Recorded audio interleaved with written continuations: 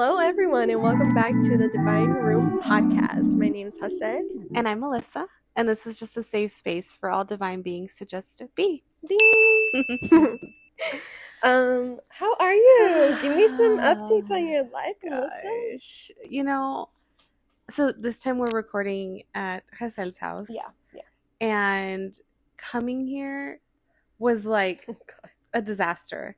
So first off, I was supposed to be here way earlier. Yeah. And then I hit a storm. Yeah. And then I hit traffic for like an hour. And it just felt like the universe was like, I'm going to delay you. I'm going to give you a little bit of a setback. Yeah. And then we finally got here and we ended up not recording. Yeah. And we ended up having a really great time with some friends. And That's very true. just kind of like, Yeah. we got to just be in the moment. And that was really nice. So we didn't get to record, but now we're recording. No. Yeah. Now I'm here. I'm present. I just feel like maybe yesterday was more like, hey, chill out. Yeah. Like, be present. it's not that serious. It's not that deep. Yeah, it's not that deep. That's a reference for us. If you know, you know.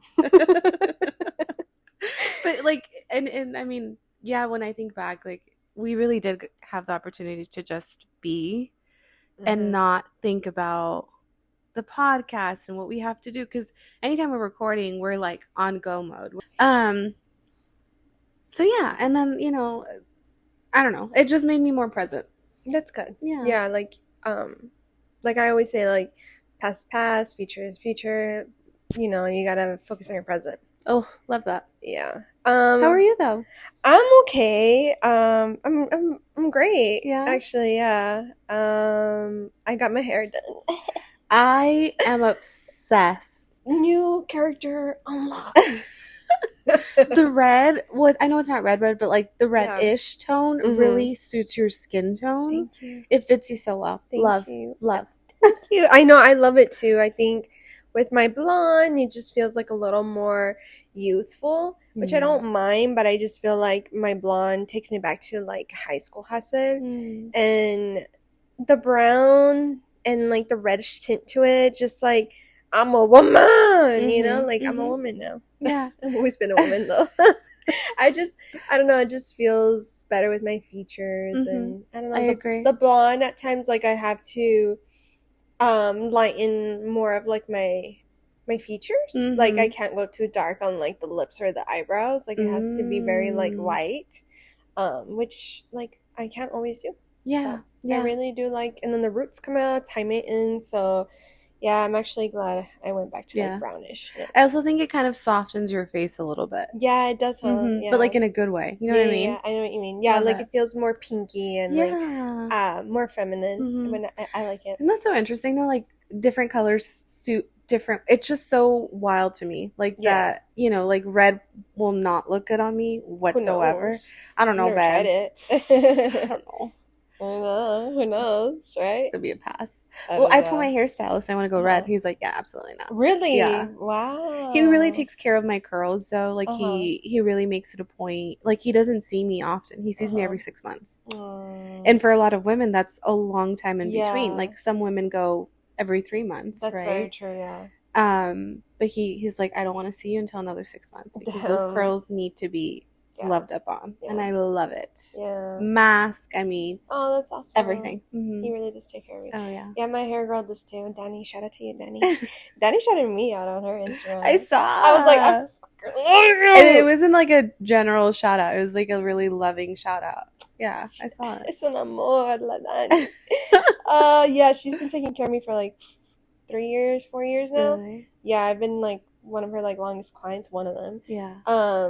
And she's just like, girl, you pull off every color. No. I'm like, I don't know. It's just it is what it is. And my hair takes a lot, so that's crazy. Yeah. So what are we talking about today? Do you want to take this one? Since I think you were a little bit more in tune with like the topic. Okay. So for me, I wanted to talk about the cool girl monologue. And I know a lot of people don't know what that is. Some people might have an idea what that means. So I'll pull up like the monologue as well as so I can read it to you guys. But essentially the cool girl gaze or monologue is based on the movie called Gone Girl. With shit, I don't even know the actors. I know it's Ben Affleck. And I don't even think I've seen that movie, to be honest. You've never seen No. You've never seen Gone Girl? Mm-mm. Oh, you're in for it. Yeah. It's one of my favorite movies. Oh wow. It was like such it's like a thriller, like suspenseful, but like drama movie. Okay. But it's such like it takes such a crazy twist. I never you always predict movies. This was a movie I couldn't predict. I like movies like that. Yeah. And let me see. So the director was David Fincher. The actors were Ben Affleck and Rosamund Pike. Emily Ratajkowski. Sorry, I don't know how to pronounce her name. Yeah. She's in it too. Like a lot of like pretty big names. Neil Patrick Harris. Oh wow. Kim Dickens. Yeah. So this was all based on a book first, by Gillian Flynn. Gotcha. Sorry, guys. I'm like going deep in this shit. Okay, so I'll read to you guys what the monologue is. Cool girl. Men always use that, don't they? As their defining compliment. She's a cool girl. Cool girl is hot. Cool girl is game. Cool girl is fun. Cool girl never gets angry at her man. She only smiles in a chagrin-loving manner. Then presents her mouth for fucking. She likes what he likes, so evidently he's vinyl hipster who loves fetish monger. If he likes Girls Gone Wild, she's a mall babe who talks football and endures buffalo wings at Hooters. When I met Nick Dunn, I knew he wanted a cool girl, and for him, I'll admit I was willing to try. I waxed stripped, my pussy raw, I drank canned beer, watching Adam Sandler movies, and ate cold pizza, and still remained a size 2. I blew him, semi-regularly. I lived in the moment. I was fucking game. I can't say I didn't enjoy some of it. Nick teased out in my things I didn't know existed. A lightness, a humor, and ease, but I made him smarter, sharper, and inspired him to rise to my level. I forged the man of my dream. Wow. First of all, how you read it. Can we have a round of applause there? Finally, guys, this was like the third time. Monologues are hard, though. I feel like, just a little side note. Yeah. You know, do you want to be an actress? It's in the goals of the bucket list. Same. Yeah. So I feel like when I used to have a talent manager, and I did, like training when I did my monologues. Yeah. It's hard. Oh my God. I did one, side note. I did one a while ago about basically, what was the monologue? The monologue was about abused woman that was in an abused relationship and had lost her baby due to like the physical abuse. And so I had to do a monologue like that, and holy crap, like I recorded and everything, like tears and everything came out. I never thought I had that in me. But you have to tap into this different place of you like definitely do. Of that character, right? Right. Yeah. It's like wild. not you, but still like you tap into like that anger, that sadness, so that it can be shown and displayed when you are acting. It's crazy. Yeah. So anyways, but back to the monologue. Yeah. When you were telling me the topic a while back, I feel like I couldn't grasp the concept, and I think it would have helped if I had seen the movie. But now reading that monologue, yeah, I get it. Like I feel like that's definitely so many women. Yeah, right. I mean, that's crazy. For me, I kind of saw this on Pinterest. Okay. So I saw the monologue on Pinterest. I've seen the movie. I believe I even like saw like a video talking about something like this, but I didn't want to like get into it because I wanted to have a perspective of my own first. But I feel, and like in the movie, I really recommend you watching the movie. In the movie, she does do all these things to like get the guy, but in a sense, she's still playing hard to get. And I think a lot of women have like this mentality of like, I have to play hard to get. I have to endure what he likes. and I have to make myself the dream girl for him, for me to get this man. But in doing that, you're also just as bad as him because you're liking the idea of this man. Right. And he's liking the idea of you. And you guys aren't really actually putting yourselves out there as who you guys really are as human beings. Your authentic self. Exactly. So I feel like a lot of women go into relationships like this. And then we wonder, and I'm a victim of it too. And we wonder why these relationships don't work, or why they come out toxic, or to like think like, oh, why isn't he like this? Or I see this man doing this with this other woman, but my man is not capable of this. So again, it's like going back to that concept of like, you went for this man due to the idea of this guy. And when she was also explaining like how she strips her pussy raw and she blows him, and obviously like you can tell that they have a great sex life. And I think at times too we see men with rose-colored glasses, also sex goggles, like beer goggles. Like we see men with sex goggles, right? And I think we endure so much in this lust that we don't see the love that should be presented as well. Because love for me, I feel like, is much more stronger than lust.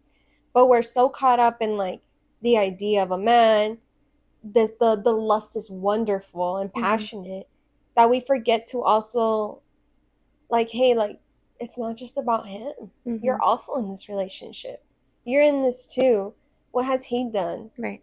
That to like hear you out, to look out for you, to listen to you, to see what you actually like, your hobbies, your qualities, personality. You're so caught up in like making him so happy. Where is the happiness that comes from him to you? That makes sense. You know? Yeah. Where do you see this?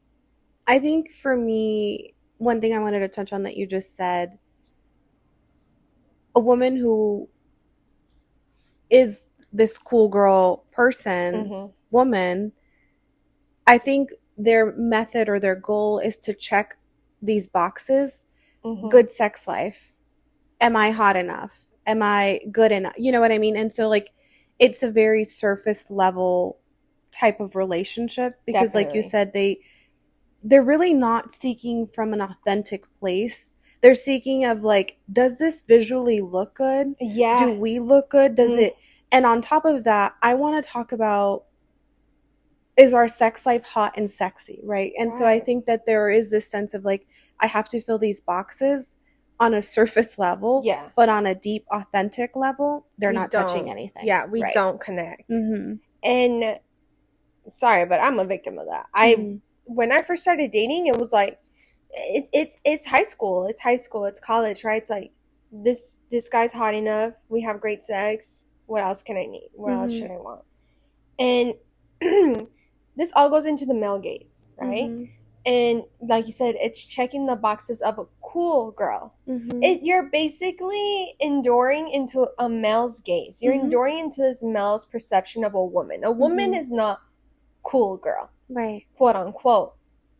Like, when I think about that, it's like you could think of your man or that man basically like going up to his homeboys and be like, yeah, my girl's fucking cool, man. She can drink some beer, watch Adam Sandler movies with me, and she likes to like watch football and eat wings with me. And she constantly, you know what, to me. Yeah. And she's constantly, going down there for me, and we have amazing sex. She's fucking awesome. Like, that's an object at that point. And like, women aren't like that. And it's also like, right, it goes hand in hand, but it's also like, she's doing it to herself. She's doing it to herself because she wants a man so hard and so much that she's not being authentically herself. And is, again, going into that male's gaze, that male's perception of a woman. Yeah. Yeah. And so you feel like you've personally been through that? Because for me, I can only relate so much. Yeah. And I can go into that, whenever, but I guess because this is more so something that I'm not completely in tune with. Uh-huh. I'm gonna let you go first, and then I'll say mine. Okay. I feel as if I don't know how to explain it. Not necessarily with like all men, Mm-hmm. but I feel like there's always been a man in probably a woman's life Mm-hmm. where you chase a man Mm. and you go after what he likes and you want to fit into his world so bad because you really, really like this man. Have you ever had that? I feel like To there's, a degree, but yeah. not entirely. Yeah, absolutely. Like I don't think I've been to a point where I'm like, I'm gonna, I'm gonna endure in hot wings and watch movies, not movies, but like games and stuff. Like I don't think I've gone that far. Yeah. But there has been like little things of like, if he likes anime, I'll watch anime. Mm. If he likes, if he likes a certain food, even though it's bad for me, I'll indulge in it. Mm-hmm. Even though even though I don't like I don't know, like riding bikes or something, but I'll do it for him. Mm-hmm. Like you also put yourself in like this uncomfortable situation to make another person happy.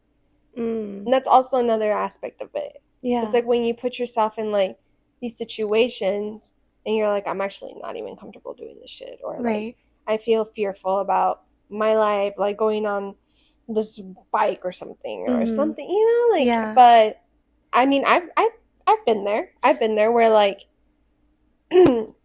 I think it also comes to a point where it can get very toxic because then you're doing so much for him that now you're allowing him to lead the relationship and you no longer have a word in how you feel or say, because then there's going to be an argument between you two. Interesting. Yeah. So that's where like also like this type of mindset and mentality can get very toxic, and it can start dimming down a woman's light. And then that's also where a woman feels like they have to be much more quieter, more like, yeah, babe, I'll do whatever you want to do. And they tend to lose themselves after that.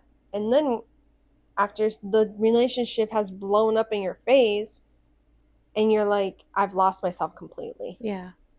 Because I indulged and endured everything within his gaze in his perspective of a relationship. Interesting. Yeah. And so now it's his relationship and it's no longer ours. Gotcha. Yeah. So I think that there's different variations to that. Like I think that some women experience that because for me, I can't relate at all. I think for me, it was more so a sense of, I want you to love me so much that I'm losing myself and trying to make you love me. Right. And that's how it was in the past. Like I started to love my ex loved the Broncos football. So I would all of a sudden became a Broncos football fan. Never watched them before. My ex before that, or after him, it was just more so like I would try to dress a certain way, sexy, just so he would notice me during our relationship. So you have indulged in this. But not in that way. I feel like that specific monologue is so extreme. It is, yeah. And yeah, like I said, like there's details and specific things that I'm like, okay, yeah, but that's not really all extreme. The way through. Yeah. And it was more so like, I mean, that relationship in itself was not healthy, but by no means whatsoever. But I think when you get so caught up in the fact of, I need this relationship to fill me up and fill my entire cup, that I'm going to lose myself, my light, just so that this person can see me and love me. And I think you're right. Your light is absolutely dimmed. Yeah. You lose yourself in trying to make this person see you. And for what? Yeah, exactly. For what? For you not to be this authentic person who you were so divinely created to be. Right. Only for you to live under the shadows of somebody else. Of a man specifically.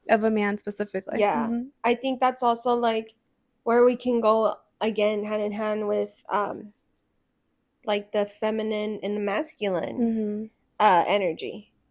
And I think when you're so caught up in that masculine energy, you forget how beautiful and light a feminine energy can feel. Mm-hmm. And a man should be so masculine to bring out that feminine side of you. Right. Where you are accepted the way you are, regardless of how you look, weight different. Like, because she talked about weight. And she's like, oh, I was like all indulgent in all this fast food junk and still be a size 2.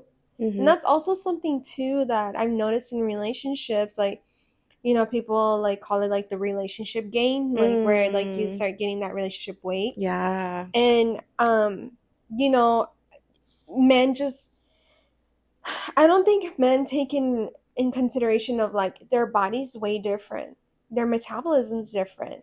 Like, you guys can lose weight quick. For us it's much harder. Right. And for them also, like, they're so caught up in their world, sometimes they don't realize that we're also caught up in like their little twist of their world. And it's like, I can't be indulging fast food all the time, you know. Like, my body like gains weight like this, you know. It's also like learning and knowing your woman's side of like why she eats that way. And like, because I eat a salad and I take care of myself, don't make me feel bad, you know. Because I've seen men like literally just judge women, whether they're like, really, you're not gonna eat? It's like, no, like, I'm gonna eat a salad today. And while they're eating like 3 burgers from In-N-Out. Yeah. You know. And then they're like, and then sometimes like that not compliment, but like that comment that they say of like, oh, I love a woman that can eat. And like, boy, I can eat, I promise I can eat. But sometimes like we also like have to look out for ourselves. Yeah, you're taking care of your figure. Yeah, exactly, we're taking care of our figures. And then when we like let go of ourselves, then it's like another comment on our weight, another comment on like how we look. And it's hard. It's so hard to like live in this world of like patriotism, right? And like, you know, having men always lead like this perception of women. I mean, I feel like now in this generation we're becoming more resistant to it. But before then, and I'm pretty sure like this monologue in this book was written way before. It was like probably like early 2000s. Yeah. And the movie was made, I think, in 2010, if I'm not mistaken. So we've come a long way, thank God. But you know, that perception of what men look from women and what they see from a woman still hasn't died down. And it's been very difficult when you're trying to find yourself and you're trying to find a respectable partner in a man that can accept you in all types of ways. You know? I mean, we talked about this yesterday, but for me, I think this is the year for me that I've really stepped into the most feminine energy I've ever been in. I feel very soft. I feel very connected and grounded. And I think when a woman can step into that power, not that they have to be soft, but to step into this power of your most feminine essence, then you really start to call in the partner who reciprocates the energy that protects that in you. Yeah. And nurtures that in you. And I think that when you step into that energy, you no longer start to feed the male gaze. You start to, in fact, feed your own gaze and feed this idea of who you want to be and the woman that you want to be. And then it really just becomes about your journey and not the male gaze. Yeah. I think we've had more exposure and awareness to your perspective of energy and like you know, changing your environment and like the way you lead your life. Right. But before and going back to like that monologue, that was everything. And this is what we saw within movies, magazines, music. It was the image that was created. Yeah. For the longest time. Yeah. And I think there still is that perception with some men. Mm-hmm. And like it's just like it's hard. Like it's just hard to I guess bring awareness to men. Like it's not like that anymore. But I really don't think it's like, I don't think it's a woman's job. Absolutely, yeah. I You're think absolutely right. as women, like, we just simply need to stand in our own power and our own essence. Like, going to the monologue, right? Not everyone's a size 2, babe. Like, come on, let's be real. Absolutely not. And some girls don't like to be 100% raw, down, like, shaved, right? Like, Yeah. some women like hair. Some Yeah. women don't like hair. Like, Yeah. there's so many different shapes, sizes, and colors Yeah. that I don't think that a man should have the power to say what you color, shape, and size you should be.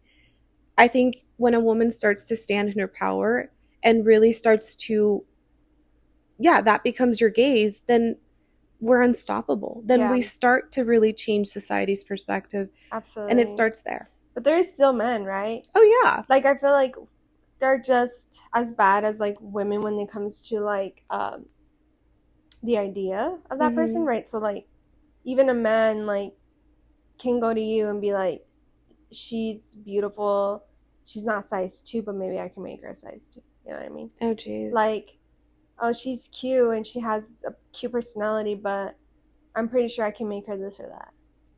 There is That's men toxic. like that. But there is.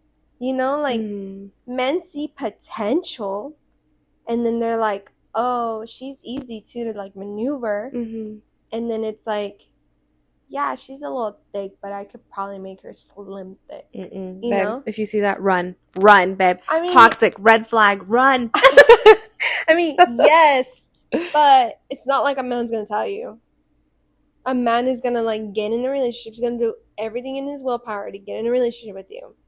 And he's gonna, like, little by little be like, let's go to the gym, babe. Manipulate you. Yeah, babe, maybe you should not eat that. Like, I'm only looking out for you. Mm-hmm. Like, you know? And then, like, little by little, he's like, oh, like, you like these sort of things? Why don't you, like, look into these sort of things? And that is why it is so important as a woman to stand in the essence of who you are. Absolutely. And don't let anybody detour you whatsoever. Yeah. Because if you can be easily influenced by a man to change even the smallest part of you, then you're not standing in your power. Then it's hard. It is, but especially when you see the most delicious man you've ever seen and you really like him, and then you're like, I will do anything to date him. I know. I'm like, you know what I'm telling you about. But you know what? I know who you're talking about. Yeah. And me and my sister have had this conversation. I feel like now you have that perception, right? Because, like, we're older.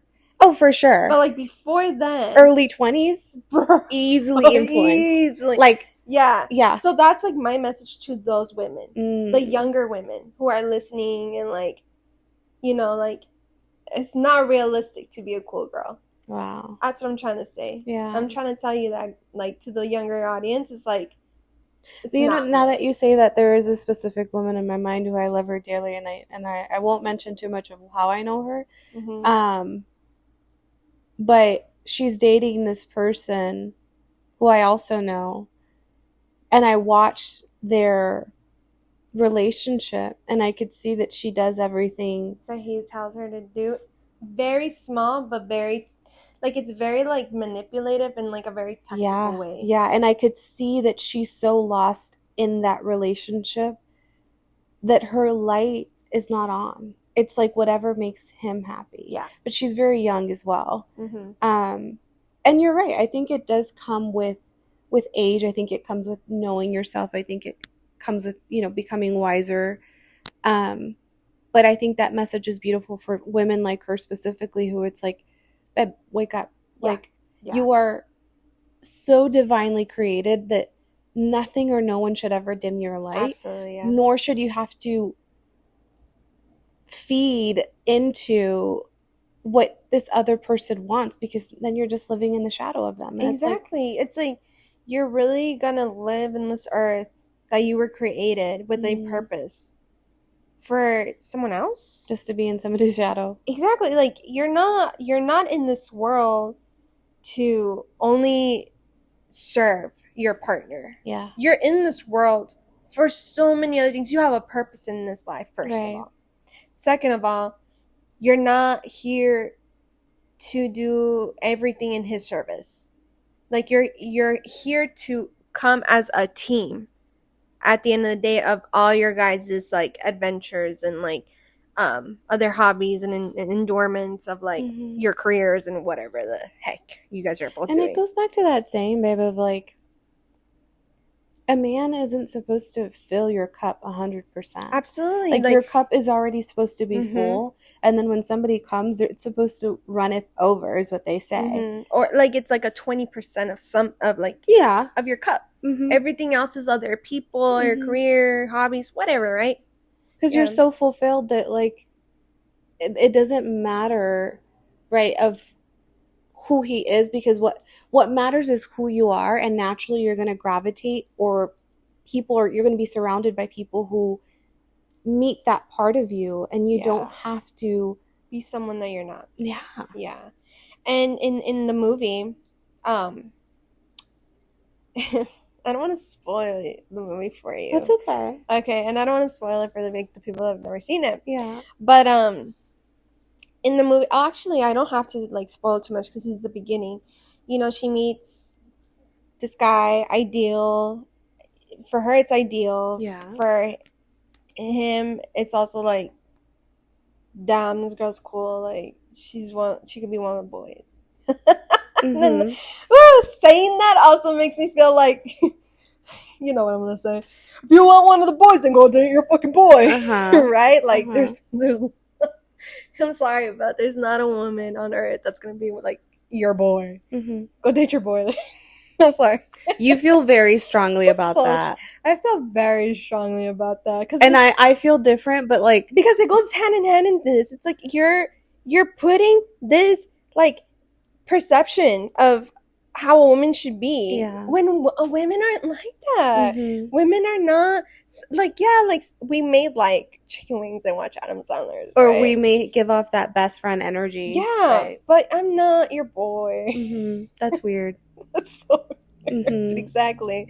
But what was I going with this? Okay, so in the movie they meet each other, like, ideally, like, they like each other. Also, they're so, like, different that they like that because they're so, like, different worlds. Got it. And so, like, for them, it feels rebellious to be with each other, too. And it feels like there's a spark. That's a spark, that they're so different from each other, and, like, sex is great, and chemistry, right? They end up getting married. But you can see... He doesn't have money. She has money. She's the rich one because her parents like would publish books about her childhood. Like, she was like Junie B. Jones. Remember, like those books? Yes. Yeah. So like she was like the reason of Junie B. Jones books. Interesting. And she has like a good percentage of like those books that are published because she is Junie B. Jones. And so I think, okay. If I remember this, they're going through a recession. They're like living in New York. Shit's getting expensive. They're like, oh, we'll figure it out. Like, they're actually really like lovey-dovey about shit. And they're like, we're gonna figure it out. The moment that his mom like gets sick, she has cancer. You know, he's like, we gotta go. Like, I gotta go take care of my mom. Like, no asking her anything, how she feels about it. Nah, he's like, let's go. So she kind of felt like, he never asked me what if I wanted to. I would do it regardless. But it's the fact that he never communicated whether I would like to move to the suburbs, like literally in another state. Interesting. That's also changing like her environment, like her life. I think a lot of times too, if we can go into that, men don't realize that you're also taking a person from their environment, from their comfort of like where you guys were rooted at. And then, because a lot of men do that. A lot of men like get married and they expect women to get on it and cook, clean, have kids, you know, like, and it's not really like talked about at times. Not all, but some men. And so she's just like, fuck it, right? Like, we're going to suburbs, I'm gonna live somewhere else. And, you know, like, she's there to like help him and take care of the mom. But he also uses this excuse of like, my mom is sick, so don't tell me shit. Like, let me buy whatever the hell I want on your credit card. Let me not get a job. Let me sit on the couch. Let me be a couch potato, like a deadbeat, like leave me the fuck alone. Yeah, it's his excuse. Yeah, and she's over here like working, making money, like paying for the mortgage. Like they got a house, and she paid for everything. Everything's like under her name, not even on his name. She ends up buying a bar, like a business, for him to do something, and it's under her name, and like she bought him a business. Wow. And yet this man was like, I'm comfortable because you got money. So like it's also like a switch of like, also when women marry rich, a man can marry rich. And so I don't know, like what I'm getting into is like, so wait, I'm confused. What? In the movie, that's the monologue. That's the monologue. But their real life ends up being that way. Like the typical suburban life. Interesting. Yeah, that she didn't want. That she didn't well, even I mean, if that's pick. the monologue and how it starts off. Yeah. Right? She has this idea that she's created. Am I getting this right? Right? Like she creates this idea of who he wants to be. She creates an idea of who he wants her to be. Oh, yeah. Yeah. How her to be. Oh, interesting. This is her explaining this is what he wanted. Oh. And so she did it in order for him to mold him. But and only in the end to find out she's more lost than ever. Yeah. Because she gave her entire life. Yeah. Like she to thought, this man. Yeah. Like she thought, I can be smarter than this man and I'm going to mold this man. But instead it came out to be the other way. And so I mean, like, if that's not more proof for a woman to not idolize the male guest, or even just the male, right?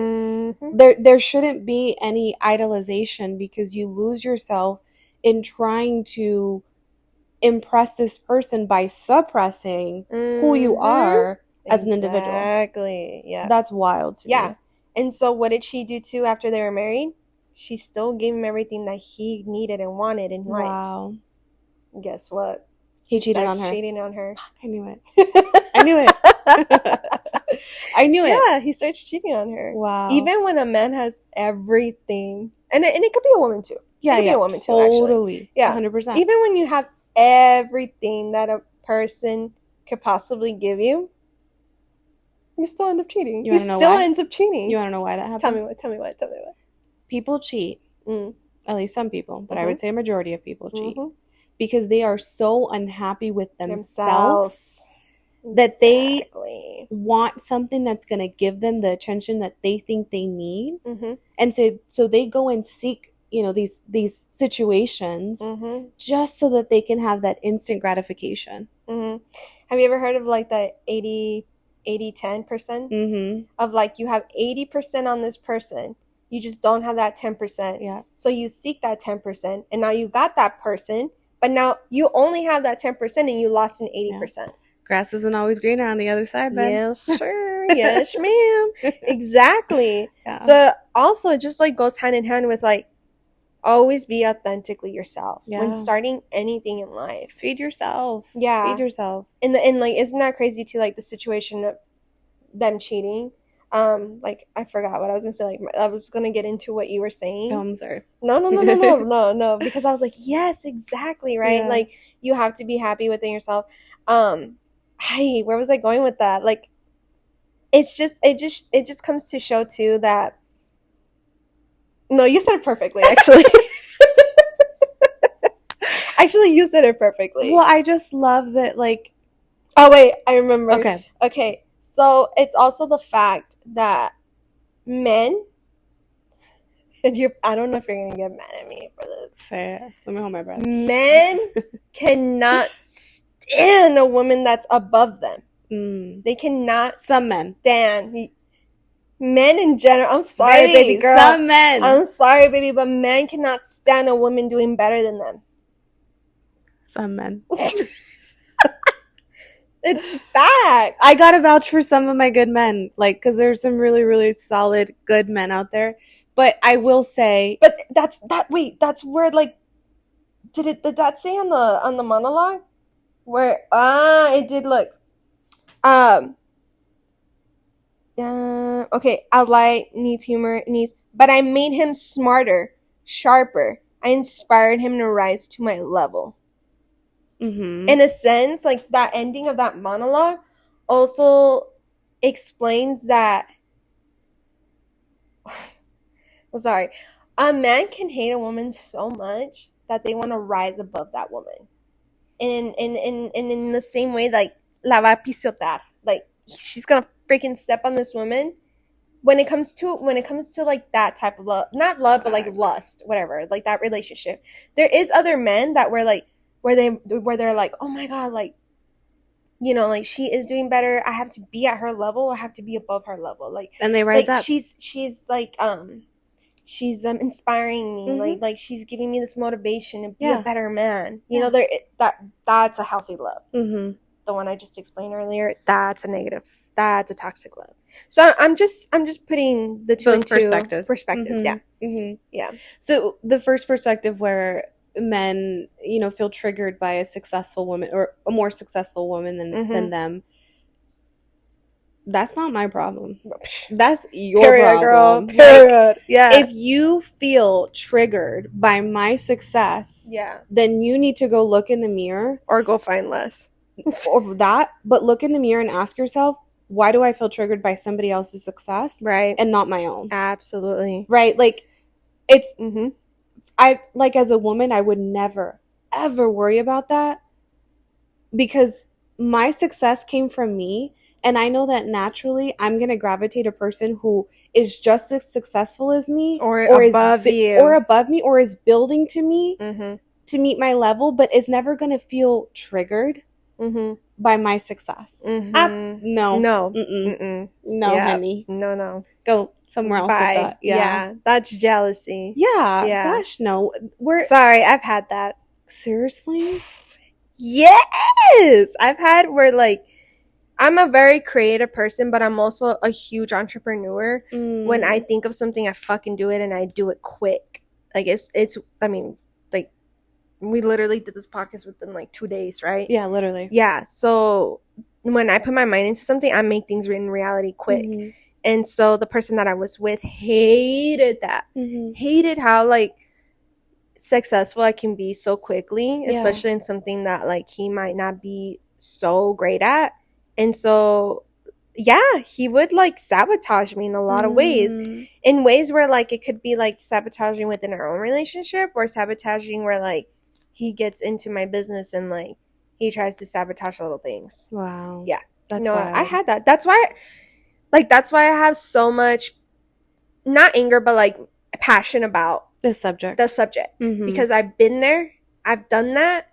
And I'm also here to also explain and be there for that woman that's also in that position. You're advocating. And I'm advocating, exactly. Yeah, like, I'm here for you, and you're not alone, and you're gonna get through this. And at the end of the day, like, I promise you, like, you will not stay in that masculine energy of yourself, of, like, always protecting yourself after you've gone through a toxic, horrible relationship with a man that, like, did you so fucking dirty. Like, I promise you will get out of that. I promise you will eventually find a different man.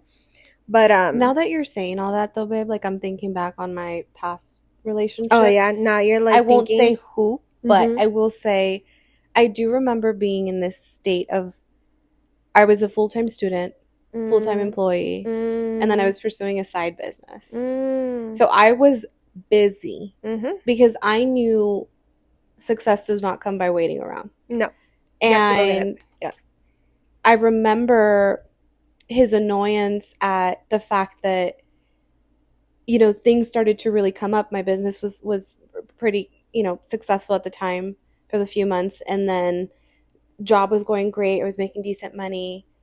School was great. And he was just sort of chilling, coasting at life. Do you know what I mean? Just comfortable. And I think he felt that because I am where I am, it almost triggered his insecurity at where he was. Does that make sense? Amen. Yeah. And it does trigger, man. Yeah. It was triggering him, and to the point that he felt like I would call him out. But when I would mention, like, hey, maybe you should think about going back to school, or, XYZ. You're just encouraging him. But I'm encouraging him to say, hey, let's level up together. Yeah. Like, let's do it together. Exactly. Nobody's better than the other. Yeah. We're doing this together. It together. Mm-hmm. Yeah. Exactly. Like, a lot of men, I think it's also like how they grew up, like this alpha mentality of like, I gotta be better regardless, and like if someone's doing better than me, then it's a competition. That's not like that. With us, it's not like that. Like with us, it's like if someone is telling me to go back to school or to do better, it's because they genuinely want me to do better. Right. They genuinely want me to succeed. Not all women. There's some women that like don't do it like with good intentions, but yeah, like that's the thing. Like when we say it to men, we don't do it to belittle them or make them feel like they're less or under us or we're above them, whatever the fact. Like we're genuinely doing it because we want you guys to rise at our level, if not above it. Like I need a man who is at my level or above it, or going and grinding for that shit, because that is the hottest, most confident thing a man can fucking do in life. Do not stay comfortable. And that's exactly what we were talking about last night too. Yeah. It's like comfort is the enemy of life. And good is good, but we're looking for great. She quoted. Yeah, and I think that was like from the book of Matthew McConaughey. Whatever. McConaughey. Hi, boo. I'm just kidding. That is a respectable man with a woman and kids. A woman, yeah.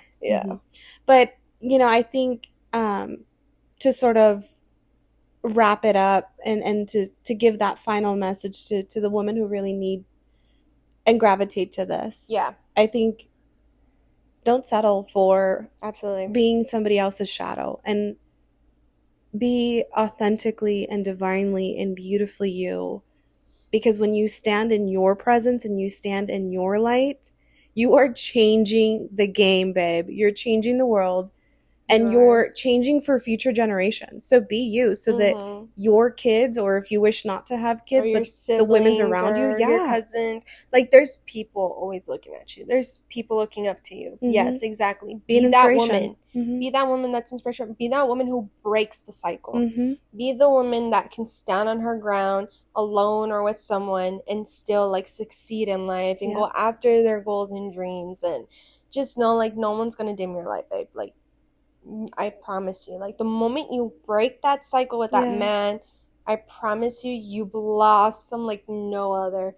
It's insane how much the universe gives back to you and rewards you for learning that lesson in life of like valuing yourself, valuing your worth, valuing that love that you definitely deserve. You have no idea how much the universe and God supports you. Yeah, they immensely rewards you of like, here's what you always wanted within like your career, within your love, within your relationships, with whoever you want to have relationships with. Like it's insane how much it changes your frequency, and then in turn there's this gravitational pull of all the things that you desire. Exactly. Yeah. And then again, like how you said earlier, you start to connect more like like-minded people like you. Does that make sense? Yeah. Okay. Yeah. The people within like you. Yeah. The people within the same frequency, and there's this reciprocation of understanding each other. Yes. Yeah. And then that feeling of like feeling lonely and feeling like you're never gonna find someone like that, or I just honestly feel like when people are in these type of relationships, they just feel really lonely. Yeah. And I promise you, like a relationship does not make your entire happiness and your entire existence of life. I promise you that you will find those people. You will find the little pieces of you that is missing, those little rips in your heart, those little holes in your life will start getting patched by the people you meet, the friends, your family, and eventually you'll probably end up finding like that love that you always deserve, that man, that woman that comes into your life and is finally the missing piece. Yeah. But all those other pieces come from within yourself, from you seeking those people, your community, your family, your friends, and then eventually like the relationship you want starts to come, because you start having standards, you start having expectations, you know what you went through. The bad is horrible, you'll never want that again, so you want better, and just things that make you authentically yourself and happy. Boom, everything just starts coming into place. And it's not going to take a month, it's not going to take days, this is going to take years, and it's okay, because that's the whole point. This is a whole journey of your life. It's one of the circles of your spiral. And you're the middle, and this is just one journey of your life. And it's beautiful, it's long, and just enjoy it. Yeah, exactly. Well said. Thank you so much. Thanks so much for joining, guys, and Thank you, we'll guys. see you next time. See you. Bye.